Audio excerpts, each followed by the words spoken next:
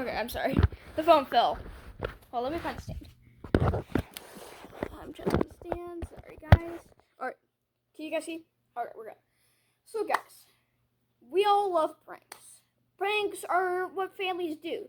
They prank one another. They give kids Oreos, but they're actually toothpaste. We give them some chips or cheese balls, and we open it, and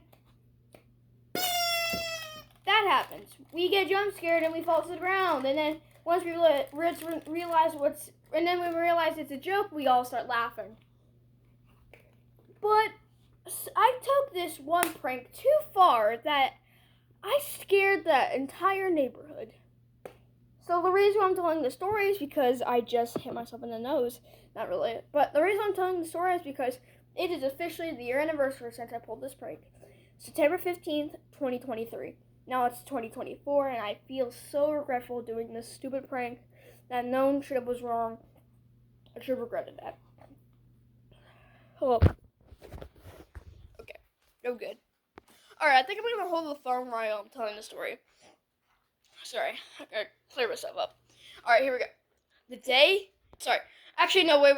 I have to tell the story first. Wait, no. I'm okay. I'm saying something myself. I can't tell. Alright, here we go. So, the day was September 15th, 2023. I was sitting at my house doing nothing, and on this day, I was watching probably a channel that you guys have seen before, Crypt TV. Crypt TV is a channel about creepy series, creepy short films, scary stuff. And there's lots of series I like. There's one called Mordeo, there's one called Toot, one called Trouble Youth, one called The Door in the Woods. There's I don't really know how long is her. Sorry, I'm thinking. Oh yeah, Stoneheart, The Burge, Milk and Cookies, Miss Auntie, Sunny Family Cult, and Shelly. There's lots of series that I really like to watch. But let me tell you guys something. One of these series that I like to watch is none other than one of my personal favorites is the Looksee. This guy looks insane. It's a creature that has no eyes, crooked, weird teeth, and has scars across his face. And he also wears a tie, and he also wears red gloves with long fingernails. So, and he also walks weird. Every time he walks, he makes a creaking sound like, Okay, I can't do it right. But anyway, guys, so I was a big fan of the Looksee. Basically, if you don't know who the Looksee is, it's this creature that likes to kill people unalive. People who have a very traumatic life. Like breaking up with your husband or wife, your kid dying, or one of your family members is dead, like even a pet died. Like, and if you have grief that you can't let go, the Looksee will come after you. Like, let's say Freddy Fazbear, the plushie that's over there. I don't know. Yeah, you can see him. He's right there. His butt's sticking out. Let's say he accidentally burns on fire. I'll cry and I'll beg that he'll come back because that plushie, you do not want to know how much that cost. My parents got me that for me on 2020 on my 8th birthday party, and I was so happy. If those plushies get burned up, I'm gonna cry, and I will carry that forever. And then Looksee will come out, and the Looksee will come for me through that door. Okay. Creecraft, we don't care about you getting banned on Roblox. Okay. So, let me stand the camera up. Sorry, let me get a good view. Alright, so here we go.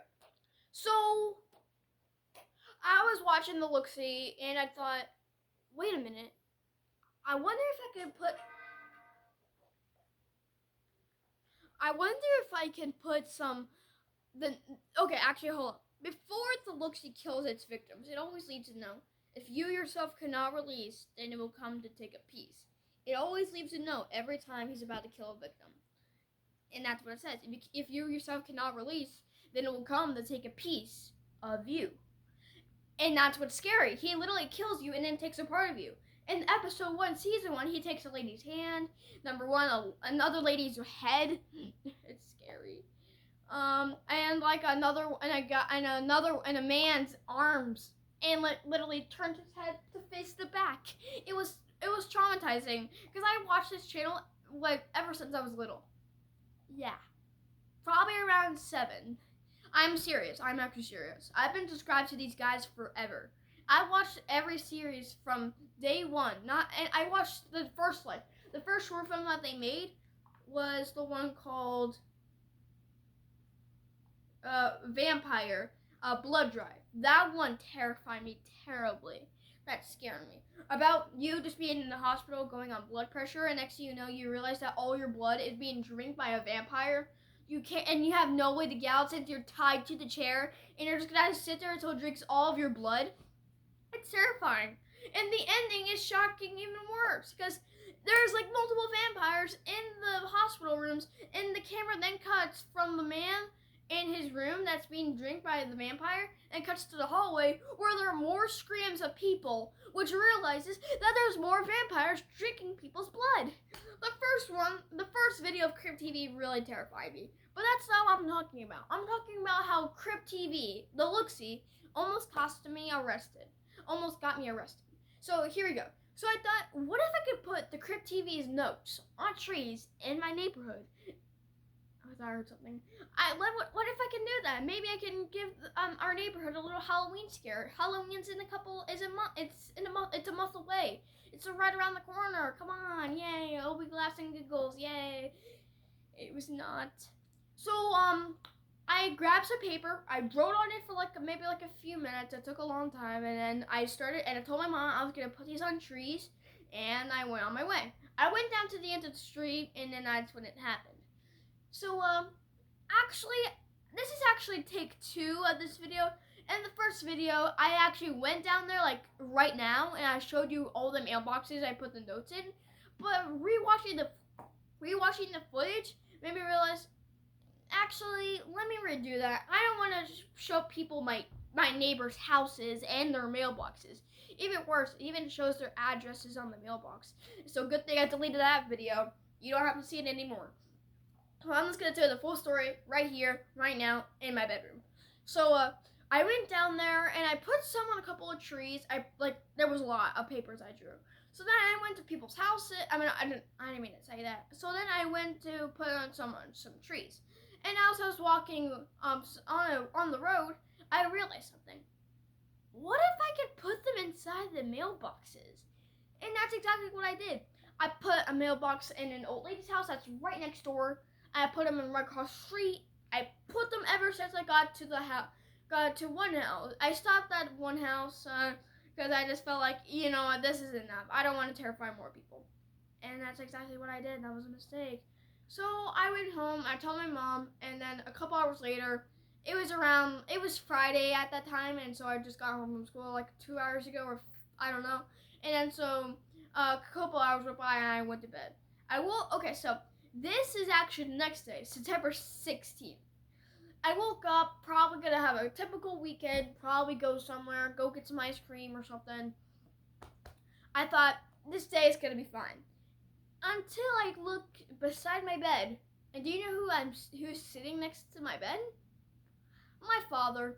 And he's staring at me with his arms crossed, so mad at me. And I'm like, Dad, what's wrong? And my dad says, what's wrong? Oh, do you want to know what's wrong? You literally terrified half our neighborhood. And once he said that, I really remember what I did yesterday. Sorry, I was shocked. I'm still remembering that day.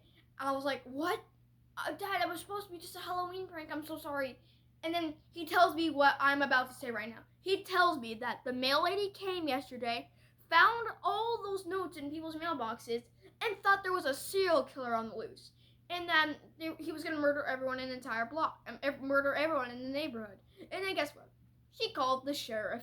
And the sheriff came, and I don't know what happened next. My parents never really told me, but I assume that maybe the sheriff realized it was just a joke and maybe left. I don't know what happened to the mail lady. Maybe the mail lady was acting like... No, she actually had every right to call the police if she found a scary note in someone's mailbox. I don't know why. I was going to say she was a Karen, but No, she had every right to do that. I'm sorry, mail lady, if you're watching this video. I'm the reason why I'm scared of everyone. And not only did I do that, the house next door, there's an old lady live there. There's an old lady who lives there, and her husband recently, actually, no, I'm not going to say it. I don't want to dispute everyone's privacy. So there was an old lady who lived there, and when she found the mailbox, when she found that note in her mailbox, she got scared to death. She literally left. I don't mean like she moved out. She like drove away. She's probably staying in no, she's not staying there right now, but that was a year ago. She's still living there now. I think I saw her a couple days ago.